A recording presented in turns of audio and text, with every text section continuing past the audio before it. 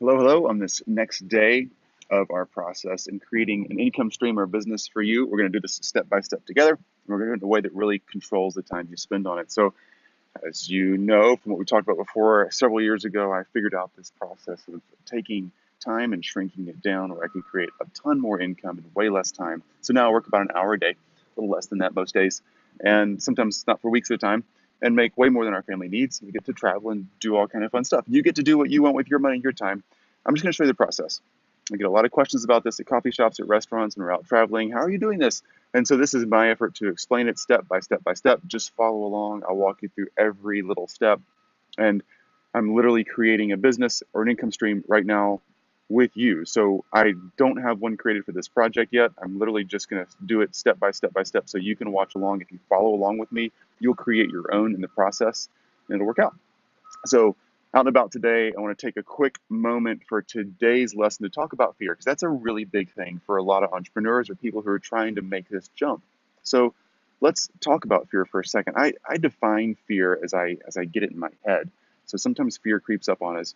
And if you're thinking, wow, I don't know if I can do this, what about how much time it's going to take? What if I have to quit my job and start a new venture? What if the venture fails? What if I can't pay the bills? My family or friends are counting on me. I've got things in my community that require a lot of my time. You've got so many things that are real in your life and concerns in your life. And you can deal with those, but let's take them piece by piece and unwrap those and see what they really are. So this won't take long, but it's a really great mental process to go through because most of our fears are very emotional and not very logical. That's the way fear works. Some of them are logical and you should be scared of them. Some of them are emotional. Let's separate the two out and figure out how to deal with that, okay? So I put together this little infographic. I've used this a bunch in other teaching settings. So take a look at this. Beating the fear of failure. All right. So we're going to start up here in the top left quadrant, acknowledging your fear, and we want to understand it, discuss it, and find its root. All right. So when we're talking about fear, we're going to define logical action. We'll get to those other three in a minute. But let's just first acknowledge the fear. So you're worried about losing income. You're worried about maybe losing some kind of relational clout with someone. If you start a new business and it fails, what will your partner or spouse think about you? What will your friends and family think about you? That could be a real fear. There's all kinds of things. Well, let's understand it. So, what does that actually look like to you? Is it a problem?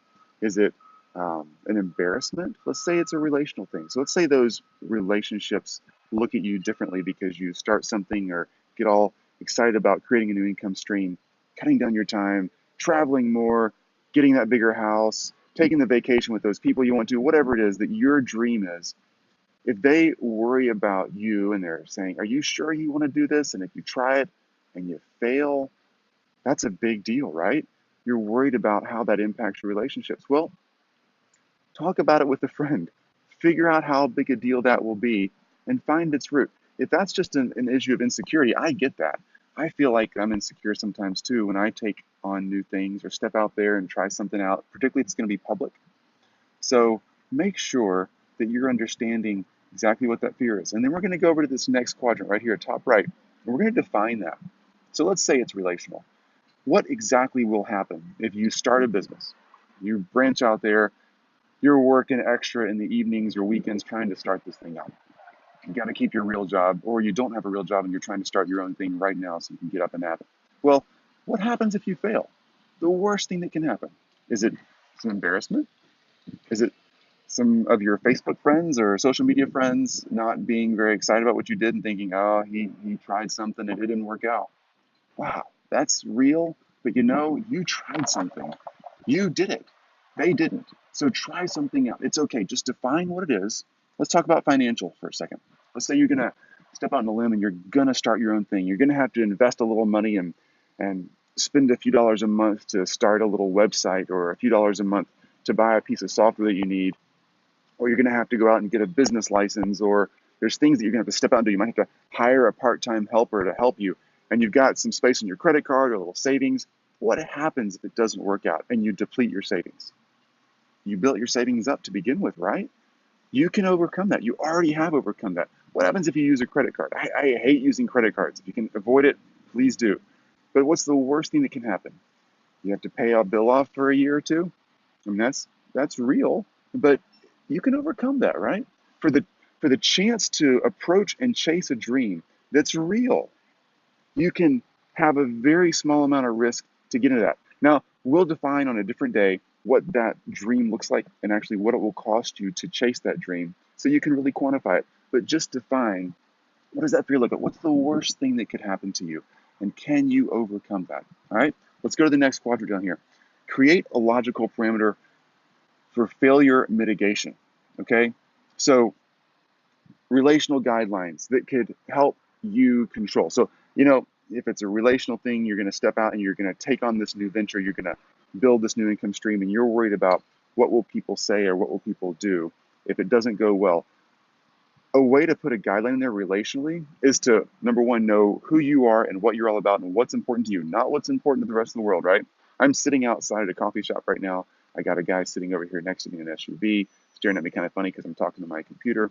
And I got some people in the drive-through right here next to me. I don't know what they're thinking, but that's okay. I know I'm here to talk to you, and that's what's important to me right now. And I've had to get over that, right? You have to get out there and do your thing, and that's okay. So, what's important to you, and are you okay with being you? I want to be me. I love the freedom I have. I love that I'm not in an office right now and I'm out doing stuff today that I want to do and not stuck in a 9 to 5. That's me, okay? So, it's worth it to me to be right here talking to you and doing the other work I have to do when we hang up. All right, let's talk about the financial stopgaps that are on this bottom quadrant down here. Now, if you're going to take a financial risk, let's say you're going to start an income stream or a business and you're going to work through what does it take to get that going financially. Let's say you have to get a website, and we'll teach you how to do that, don't worry. But let's say you have to spend 10 or 20 bucks a month on a website, or you have to go out and get a new piece of software that costs you $100 or $200, or you have to hire some part-time help, and that's going to cost you, you know, $100 a week, $500 a month, let's say. Well, what is that stress? Can you do it? How much space do you have in your savings or your credit card or a friend or family member that you can work with and help them join you in your business and partner up with you to help make that happen? What's the worst thing that can happen if the business fails and it doesn't work for you on the first try? What's the worst thing that can happen? You owe some money to somebody? That's not fun, but it's life. We all know how to pay off bills. Or you've depleted some savings that you can build back up. You can pay that debt off over time. You can work out another option with the person you partnered with. Think through exactly how you would take steps to mitigate that fear and to overcome that fear if the worst case scenario happened.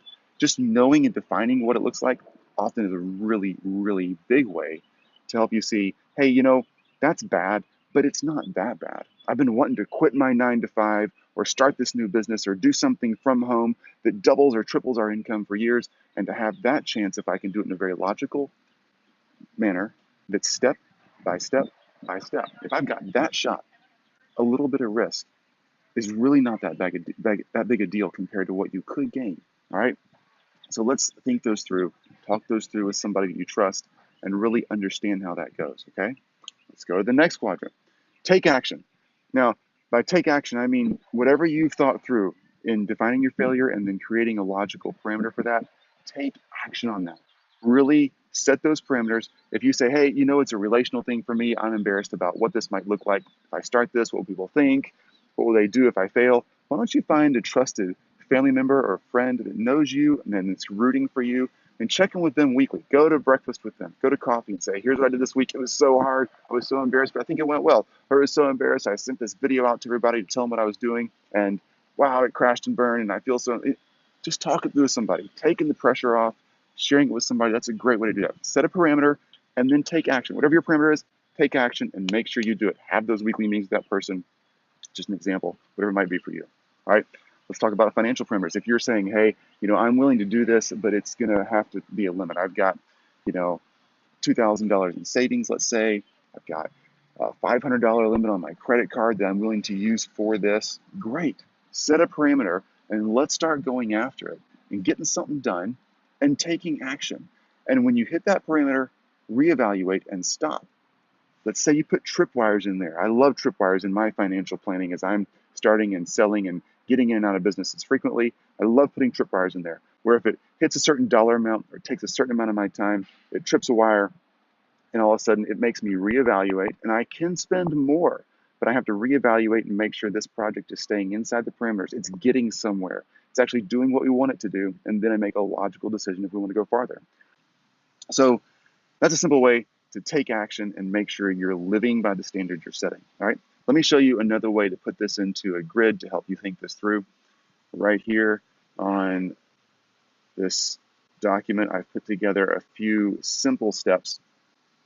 Again, if you want any of these things and you want us to send you whatever, if you want this grid and don't want to create it yourself, no problem. Again, chris.williams at centhold.com, chris.williams at centhold,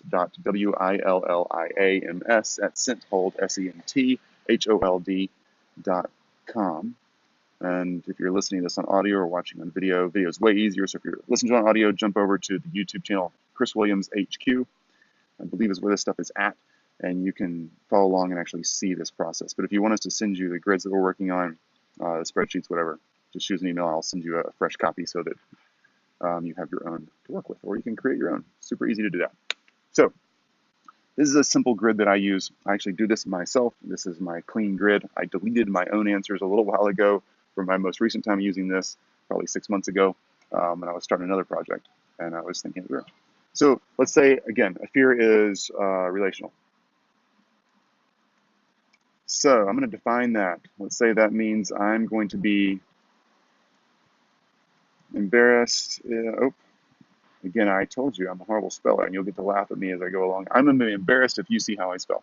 So I'm going to be embarrassed if the new business fails. Okay?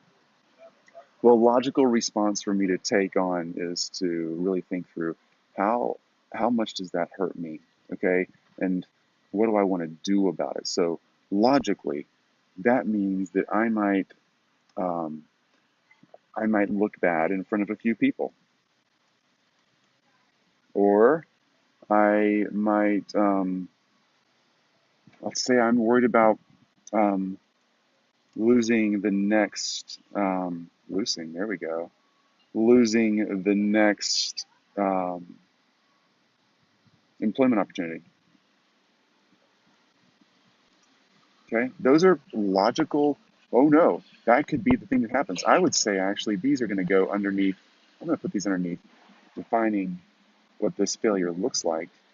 That's what it could look like. A logical step for me to take is that I will command weekly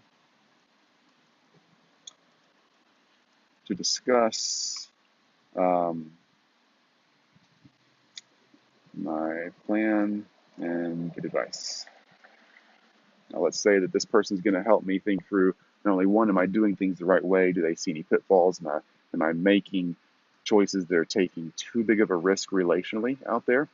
They're also going to help me, somebody I trust that knows me and knows my heart, they're also going to help me figure out, hey, are you doing this? Is this what your heart's wanting to do? And that's okay, and encouraging you along. So you want somebody who will be encouraging, a cheerleader to you, but also somebody who's honest enough with you to say, hey, that one turn you're about to take, that thing you're planning to do this week, that might be a little too strong or a little too pushy, and you want to back off a little bit. So just talk with somebody else, get out of your own headspace and get in there with somebody else and talk to what that looks like. Action, do it, all right? Meet for coffee weekly. Do it. Meet with that person that you're going to talk everything through with. Do the action. I'm telling you, if you define your fear and you set up a logical plan to deal with it and you don't take action, what you most fear might get you. If you do take logical action, what you most fear isn't going to be that big a deal. You're going to get past it, okay? And it's going to change as you go along, week by week by week, but you're going to figure it out. Let's talk financial real quick, and then we'll wrap this up. This is how I would document my own financial stuff. Financial loss, that's my fear. Well, let's say that your loss is, I'm just going to pick a number. Let's say I'm scared of losing $10,000. Again, the real number might be 10 times this or 1% of this. Maybe $100 is the big number for you. Maybe $1 million is the big number for you. Everybody has their own threshold. And everybody, believe it or not, if you've already got $1 million in the bank right now, if you've got $100 in the bank right now, or no money in the bank right now, believe it or not, everybody I work with in my own experience, no matter how much money you have, the fear set is the same. It comes down to relational fears and financial fears. And the dollar amounts vary, but the root fears don't. So don't worry about that. Put your real numbers in here and define what you're going to do about it. So I'm going to define a $10,000 loss is, yeah, I'm telling you, is as far as I can go. Spelling is not my thing. Business and numbers made sense to me, but man, I was a bad speller. So $10,000 loss is as far as I can go. Logically, what I'm going to do is I'm going to put in tripwires at 5K. Hey, who knew? Tripwire is one word. 5K, and then again at 7,500, and then again at 9,000.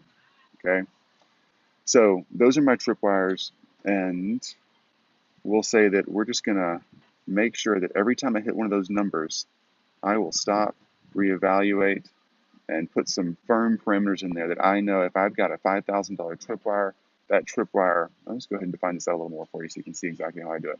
All right, that tripwire has to equal X amount of revenue, so new income I'm getting from my new business, or X amount of new customers,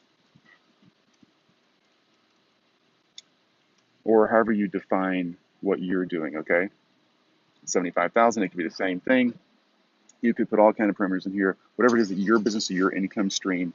It could be X amount of, let's see, units sold if you're selling a product, whatever it may be. You get the idea there. Okay, so to take action there, I'm actually going to do it. I'm going to get accountability with somebody who understands my business, my finances. It's great to have a few people around you who you're starting this with, or people who are passionate about what you're doing. They love your product, they love your service, whatever it is that you want to start in your business or your income stream. And you want accountability, and you want to make sure that you're sharing your real numbers. Here's what I've done.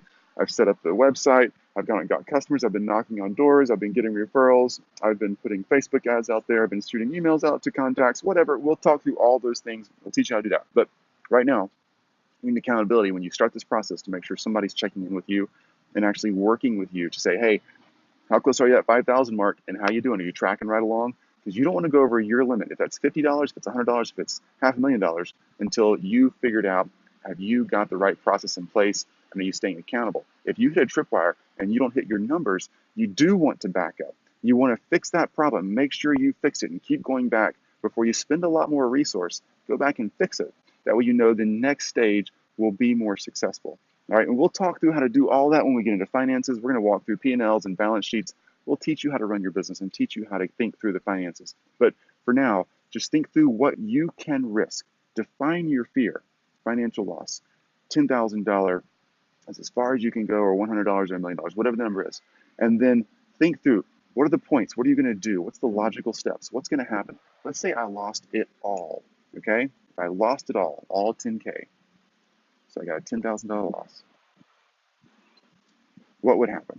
Well, I have to save $10,000 more dollars. The 10K back, or pay off the debt.